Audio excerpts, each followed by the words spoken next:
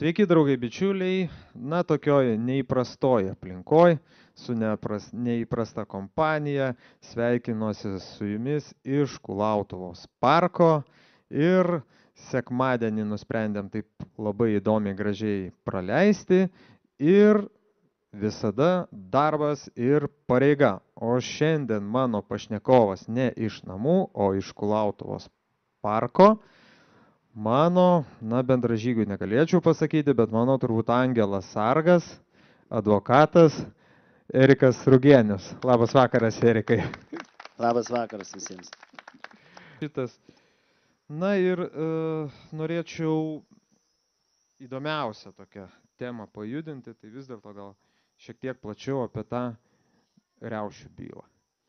Tai ar man čia jūsų kaip patogiau paklausinėti, nes šiek tiek iš mano tos baigiamosios kalbos aš ten daug aštriai, mane ten vis bandė nutraukti, bandžiau lyginti situacijas, man to padaryti neleido ir tokių momentų, bet šiaip vat, jūs teisininkas, aš taip spėju, kad iš vis jūsų baigiamoji kalba tai kokį Lietuvos rekordą turbūt galėtų įsipaišyti pagal tai, kiek jūs pateikėte ten informacijos ir vat visą tą, kiek teismas išgirdo gynybą, kiek argumentus vat, plačiau apie tą riaušių bylą tiem, kurie nežino tos virtos, nes spaudoje, kiek jų parašyto. Mano nuotrauka, Lobovo nuotrauka, ten ką nors trumpo antraštėje informacijos praktiškai nėra. Apie tą bylą, jeigu galit, vat, nuo pačių pradžių, kaip į, vat, ar turėjo prasidėti.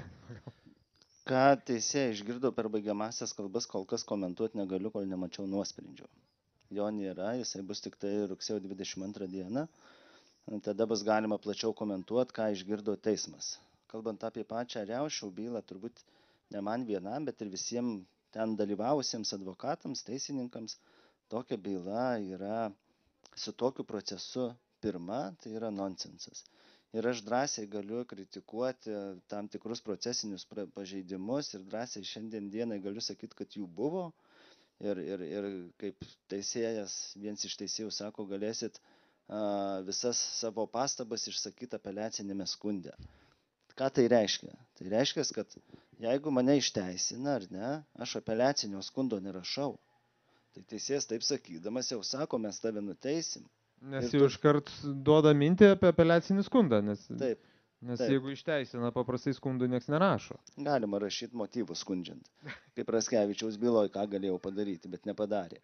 Tai kalbant apie, sakykime, tas situacijas, tų pažeidimų tikrai buvo kur kas daugiau. Turbūt visi matėm, dalyvavom, kas čia buvo, dar yra kai kurie žmonės irgi su mumis kartu. Tai jie atsiguls apeliacinėme skunde ir kai kurie iš klientų labai norėjau pasisakyti jau baigiamosiose kalbose apie proceso pažeidimus, tai aš ir jums sakiau tą patį, kad šioje vietoje baigiamojo kalboje apie tai nekalbėkit, nes ne čia esmė yra. Esmė bus apeliacinėme skunde, kaip teisėjai negražiai elgėsi, arba netinkamai elgėsi, arba pažeidinėjo procesą. Na, iš kolegų kai kas irgi apie tai pasisakė, apie pačių teisėjų darbą, bet tai ne baigiamosios kalbos objektas. Bet aš, kaip minėjau, procesas, tai buvo įstabus ir nuostabus. Tokio dar nebuvau matęs, mano patirtis nėra didelė, 18 metų aš advokatauju, tai tikrai nesu matęs tokio proceso, kad taip sistemingai būtų daromi pažeidimai. Nėra kaltinamųjų, prokurorai prašo atidėti teismo posėdį, nes nėra kaltinamųjų, negali skaityti kaltinamo akto, teismas sako, galit. Aš pabrėšiu, prokuroras paprašė atidėti posėdį. Ne advokatai, o pats prokuroras paprašė ir teisėjai nesutiko. Na, kaltinamai aktą skaityti, sako, mes negalim, nes nėra kaltinamųjų. Nes pacitavo dar įstatymą, pagal kurį negali. Tai realiai teismas pirmo posėdžio metu įstatymą pažeidė. Galima drąsiai taip sakyti? Aš manau, kad taip. Tai dėl to proceso pažeidimo, kaip minėjau, tai čia ko gero jau bus apeliaciniuose skunduose, bet kalbant apie visą bylą, kai prašom, kad, parodykit vaizdo įrašus ir aukščiausio teismo praktika yra išaiškinta, kaip tai turėtų būti, aš ją citavau tada, kokiu pagrindu turėtų būti peržiūrimi visi vaizdo įrašai, aišku, jie nebuvo peržiūrėti, buvo pasakyta, kad pasižiūrėkit protokolus baigiamosiose kalbose, aš įvardinau, ir Andrius Lobovas, kur buvo o nuotrauka įdėta visai kito asmens, kitas asmuo, o įdėta Andriaus Lobovo nuotrauka ir daug kitokių buvo tokių niuansų, kur, ir dar vieno iš kaltinamųjų buvo, kurį aš gyniau, ne va tai jisai ten, o ten visai kitas asmuo. Tai yra rodoma protokoluose, kalbame apie asmenį, kalbam apie nuotrauką, o toj nuotraukoje visai ne tas asmuo. Taip. Tai dėl to mes ir prašėm, peržiūrėkim vaizdo įrašą, o teismas sako, viskas yra protokoluose. Lygiai tas pats mano ginčas su vienu iš teisėjų, kai ėjau žiūrėti į apačią, ar yra parašas protokole ir aš žiūriu į vieną lapą, žiūriu į kitą lapą, kad aš sakau, nėra parašo, jis verčia man kitą lapą, sako, yra. Jis rodo kitą lapą ir sako, yra. O man ne tas lapas buvo aktualu, man buvo kitas lapas aktualu. Tai žinot, tai kalbant apie šitą riaušių bylą, aš tikiuosi, kad sveikas protas nugalės vis tik tai šitą bylą, mano nuomonė. Net neturėjau prasidėti, kiek jinai valstybei kainavo, tai čia apie milijonus jau kalbam. Taip, va čia svarbus, apie tą neprasidėjimą, aišku, tai ieškinys ten apie 100 000, o gal žinot skaičius kiek ten, nes žinau, kad vien už advokatų paslaugos jau yra sumokėta ten arti milijono. Ne. Mūsų skaičiavimas apie 2,5 milijono bylą kainavo. 2,5 milijono. Čia mūsų skaičiavimas. Galbūt mes neteisūs, bet aš manau, kad kažkur tai tiek. Kur galima kreiptis siekiant sužinoti šitą skaičių? Tai kreiptis kur galima kreiptis į Teisingumo ministeriją, bandyti išsiaiškinti tuos duomenys. Bet žinot, tai bus duosmens duomenys, tai yra darbo užmokesčiai ir šiuo atveju su tuo darbo užmokesčiu, kadangi konfidenciali informacija, vargu ar mes gausim tuos duomenys, bet jeigu atsimenat, per baigiamasias kalbas aš bandžiau paskaičiuoti vien tik tai policijos departamento atstovo berods, Seimo atstovės jo ir dar vieno iš civilinių ieškovų.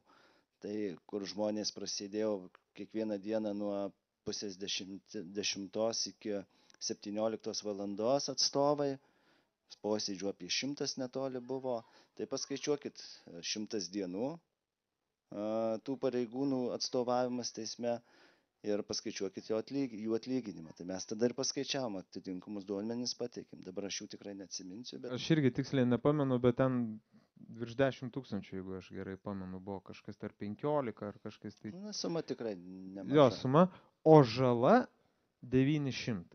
Tai maždaug dėl 900 eurų sėdi teismo posėdžiuose ir prisisuka išlaidų dar už 15 000. Labai paprastai paskaičiuokim. 100 posėdžių, tai būnė 3 mėnesiai, ir ne? Tai netgi ne 3 mėnesiai, nes 20, jeigu atstovė gauna, dabar tikrai nežinau kiek, 1,5 tūkstančio. Gerai, imkim vidurkį 2,000 eurų, ar ne? Tai padauginkim iš 5 mėnesių, mes turim 10 000. Žala 900 eurų. Kam ten sėdėti, kam mėtyti pinigus? Jinaigi galėjo ten neiti tos posėdžius. Pridėjo popierius, sprendimas kaip sprendimas, laukit sprendimo. Tai aš tai užmesdavau, ten į Facebook'e sėdėdavau ir... gal tik tokia, ne Facebook'e. Tai aš jums ir bandau paaiškinti šitą, sakykime, riaušių bylą, kad jinai net neturėjo prasidėti. Buvo galima, mano manimo, visus tuos tikslus pasiekti kitais būdais. Tai buvo galima, sakykime, ne per baudžiamąją teisę, per administracinių nusižengimų teiseną, skirti atitinkamiems žmonėms, kurie ten dalyvavo ir tikrai darė baudas, ir tą klausimą uždaryti. O net dabar bus įdomu, jeigu bus išteisintųjų, jeigu bus. Klausimas, kiek jie valstybei kainavo ir kas tuos kaštus padengs. Kaip galėtumėt pakomentuoti tą momentą, kad visi prašė išlaidų nepriteisti? Tai yra valstybė advokatų išlaidų nepriteisti tiem, kas nepasisamdė advokatų, o paskyrė valstybė. Ir kaip čia dabar gaunasi, kad teismas prokuroras kaltina valstybės kaip ir vardu. Teismas veikia valstybės vardu. Ir dabar mane kaltina ir jeigu mane nuteisė, tai aš dar susimokėti turiu už advokato paslaugas. Anksčiau nebuvo tokių dalykų, aš tuose teismuose turiu praktikos, čia kažkokia nauja mada, ar kaip čia visą tai pavadinti? Ne, paprasčiausiai aš manau pasimokė iš savo klaidų, o iš tikrųjų, jeigu asmuo prašo, aš bent taip galvoju, jeigu asmuo prašo valstybės garantuojamos teisinės pagalbos advokato, Tai tokio atveju jį nuteisus, jisai kaip ir turėtų susimokėti, nes jisai prašė valstybės garantuojamos teisinės pagalbos. O jeigu neturi pinigų ir neprašo, o teismas paskiria? Tai situacija pas mus riaušių byloje buvo. Teismas ne tik, kad paskyrė, bet asmuo net atsisakė advokato. Bet sako, ne, šitam procese advokato dalyvavimas privalomas. Ai, pamenu, taip, sako, man nereikia advokato, sako, ne vis tiek. Ir dabar gausis, kad jeigu jį nuteis, dar gali priteisti už tą advokatą, kurio jis net nenorėjo. Taip. Tai aš tą ir norėjau pasakyti, kad šitoje vietoje, jeigu advokato dalyvavimas yra būtinas, tai tokiu atveju iš jo tų išlaidų turėtų nepriteisti valstybė, nes ji pati įpareigoja turėti advokatą ir pati paskiria advokatą. Mano vis tiek teisininkai tarpusavį kalba, kokios prognozės? Nuteis ar išteisins? Manęs, kai paklausė tokio klausimo, aš labai paprastai atsakau. 50/50. Tai yra pats lengviausias atsakymas. Tikrai nenoriu komentuoti, sakykime, kokie bus ar prognozuoti. Aš tik galiu turėti tam tikrą nuostabą, jeigu visi bus nuteisti. Visi, jeigu bus nuteisti? Taip. Nustepsit? Labai. Ypač mano 2 klientai, jeigu bus nuteisti. Tai čia kas tokie? Aš čia pakliūvu į tą sąrašą? Tai Antanas ir Astra. Tai jeigu jūs būsit nuteisti, tai šitoj vietoj, aš tikrai turėsiu didelį nustebimą. Bet gausit ir didelį darbą. Parašyto apeliacinį skundą, jeigu kaltinamasis aktas sudarė 620 ar 660, kiek ten tų puslapių, nu tokią krūvą lapų. Čia tik kaltina. Tai kiek prognozuojat nuosprendis bus lapų? Iki 1000. Apie 1000 lapų bus Galimai kažkur. Tai kiek medžių? Na, čia jau ne medžiai esmė šitoje vietoje. Na, aišku, mes negalim sakyti, kad žiūrėkit, mes jeigu padarėm kažkokią nusikalstamą veiką, tai mūsų neteiskit, nes reikės popieriaus ir kirs medžius. Tai tokios logikos negali būti. Bet kalbant apie pačią, sakykime, tą veiką, kuri ten buvo padaryta, kai kurių asmenų, kurie pripažino kaltę, viskas tvarkoja, tai tuos asmenys ir nuteis. Nu, jie prisipažino. Taip, tai jie prisipažino, bet jie nežino, ką prisipažino. Vat aš ir norėjau pasitikslinti va šitą, nes kaltinimas buvo tai, kad ir mane kaltina tokiais veiksmais, kad mečiau bombą. Nors tuo metu aš ten kai metė ten tą sprogmenį manęs, nes aš jau Kaune buvau, Kulautuvai tiksliau buvau ir taip toliau. Ir daugelis žmonių prisipažino, iš esmės ten paskaito su tuo ten visais tais berslininkais, visą perskaito ir sako, ar prisipažįsti, jo prisipažįsti. Tai vat jūs kaip ir sakot, didžioji dalis turbūt net nesuvokė, ką jie prisipažino. Aš truputėlį ne apie tai turėjau omeny, bet irgi racijos yra, bet kai paklausė, ar prisipažįsti kaltas, sako, taip, prisipažįstu visiškai kaltas. O kai paklausė, ką reiškia konkludentiniai veiksmai, asmuo nežino, ką tai reiškia. O jis kaltinamas tuo, kad konkludentiniais veiksmais su visais bendrininkavo. Ar galit šitą žodį, kurį sužinojo Lietuva, nes iki tol aš abejoju, aš nebuvau tokio žodžio girdėjęs, ar galit pabandykit paaiškinti vis dėlto, kaip ten buvo advokato aiškino, bet žiūrovai nematė, nežino, vis dėlto, kas yra tie konkludentiniai veiksmai ir ką jie turi bendro, ar tiksliau, kodėl nieko neturi bendro su baudžiamąja teise. Konkludentiniai veiksmai tai yra veiksmas arba sutikimas veiksmu. Na, tarkim, sandoriai yra sudaromi konkludentiniais veiksmais, žodžiu, raštu ir notariškai, notarinė forma. Tai konkludentinis veiksmas labai yra paprastas, sakykime, kaip seniau būdavo įlipi į troleibusą, išmušai talonėlį, ar ne, tai yra veiksmas ir tai yra sutartis. Tai reiškia sutartis sudaryta veiksmu. Galim susitarti, sakykime, konkludentiniais veiksmais, kad, mes eisim kažkur kartu pirkti bandelių, ar ne, sakau, Antanai, einam kartu pirkti. Taip, vat per pavyzdį, pamodeliuokim konkludentinį mūdviejų veiksmą. Jo, sakau, Antanai, einam pirkti bandelių. Einu. Tai jau čia žodžiu, nedarykit nieko. Gerai, klausau. Aš sakau, Antanai, einam pirkti bandelių. Antanas link galva, tai yra veiksmas, konkludentiniu veiksmu mes susitarėme eiti pirkti bandelių. Tai, čia yra konkludentinis veiksmas. Taip. Tai nori išgert. Taip. Konkludentinis veiksmas. Taip. Tai tarp jokų nuolatiniai konkludentiniai veiksmai reiškia veiksmai. Negaliu atsakyti. Nežinau, nesitariau nieko atsakyti. Tai gerai, o kaip tai koreliuoja tada su baudžiamąja teise?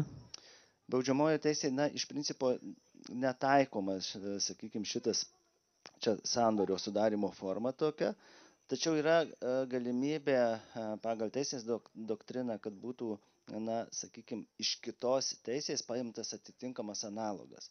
Bet jeigu atsimenat per baigiamąją kalbą, aš vis kalbėjau, tai kaip jie susitarė konkludentiniais veiksmais, kiek mesti tų akmenų. Vienas iš kaltinamųjų rodė, kiek tų akmenų reikia mesti, bet jį už tai nuteisė, kad jisai rodė atitinkamus pirštus. Tai Ai, ten apie tą į raidę? E Į raidę. Jo, tai jeigu jisai rodė, sakykime, vieną kartą, tai susitarus mest vieną kartą buteliuką ar akmenuką, ar akmenį, ar ne. Jeigu metė 2 kartus, tai kur tas susitarimas, jei susitarta dėl vieno. Tai čia vėlgi, išėjimas iš to susitarimo, ir jeigu išėjimas iš susitarimo, reiškia, jis neegzistavo. Aš dar noriu paklausti, kaip gali susitarti konkludentiniais veiksmais asmenys, kurie vieni kitų net nepažįsta. Aš iš tų visų 80 kelių žmonių, tai Lobovą pažinojau ir dar kelis asmenys tik tai pažinojau. Tai vat ir paklauskit tų pijokų, kaip jie susitarė viens kito nepažinodamas išgert kartu. Tarimas toks yra įmanomas iš tikrųjų, čia ne kiek pažinti esmė susitarime ir jo ribose. Bet jeigu visi neigia ir jo nebuvo, ir nieks su nieko nesitarė, ir net bendros kalbos nebuvo. Apie tai ir kalba, kad negalima susitarti. Ir šiuo atveju, koks buvo tas susitarimas, jeigu buvo susitarimas, koks jisai. Ir aš nebereikalo kalbėjau apie aksesą, reiškia išėjimas iš susitarimo, jeigu toks ir buvo. Ir tokio atveju, ar jie buvo bendrininkai ar ne. Nes jeigu bendrininkai susitarė, konkludentiniais veiksmais vykdė, bet kažkas išėjo iš susitarimo, tai kaip susitarimas pažįstas gaunas. Tai atsako už tuos veiksmus, kuriuos padarė išėdamas iš susitarimo. Tai jau individualiai atsako. Taip. Tada nėra bendrininkų. Apie ką ir kalba? Nėra bendrininkų, nėra riaušių. Tai riaušės, mato, tam tikrą prasme galima perkvalifikuoti į viešosios tvarkos pažeidimą. Ką daugybė advokatų ir prašė. Taip. Ir būtent tie asmenys. Jūsų nuomonė, ar būtų logiška, ir prokuroram būtų ar sutaupyta valstybės lėšų, kad būtų vis dėlto kiekvienas individualiai nubaustas ir sutaupyta 2,5 milijono minėjot? Tai aš iš pradžių taip sakiau, kad neturėjau šitos bylos būti ir jinai, mano manimu, tai yra daugiau parodomojo pobūdžio. Žiūrėkit, ūkininkai suvažiavo su švariais traktoriais. Niekas niekur, jokios žemės, jokio purvo nieko nepaliko. O jei nebūtų šitos bylos, kaip tada būtų ir visi reagavę, ko gero kitaip. Na, čia yra tik mano nuomonė. Na ką, ačiū už nuomonę, ačiū už pasakojimą, ačiū už viską. Aš noriu visų labai paprašyti paplokit. Čia yra Gerikas Rugienius. Džiugu jūs pažinoti, džiugu su jumis turėti reikalų. Aišku, geriausiai su advokatais neturėti reikalų gyventi. Čia netiesa.